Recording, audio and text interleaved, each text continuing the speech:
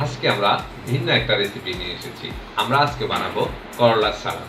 আমরা সাধারণত করলা ভাজি অথবা তরকারি খেতে ভালোবাসি, কিন্তু করলা দিয়েও যে সালাদ বানানো যায় সেটা আজকে আমি আপনাদের দেখাবো। তো চলুন শুরু করা যাক।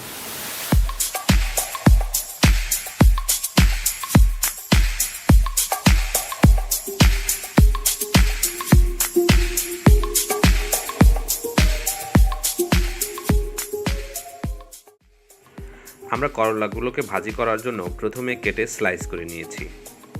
এবার কড়াই গরম করার পালা। কড়াই গরম করে তারপর তেল গরম করে সেটাকে ভাজতে থাকবো।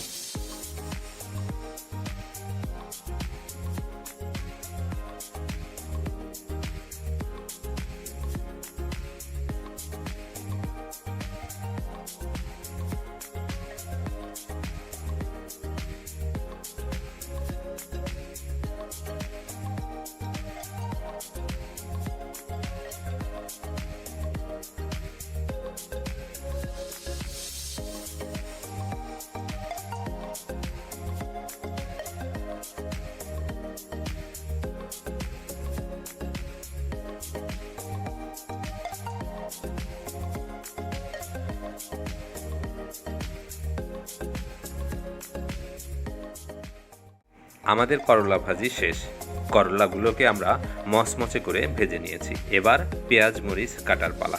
আমরা 3 টুকরা পেঁয়াজ, 5 টুকরা মরিচ এবং একটা লেবু ও একটি টমেটো ভালো করে কেটে নেব, যেন দেখতে এবং খেতে সুস্বাদু হয়।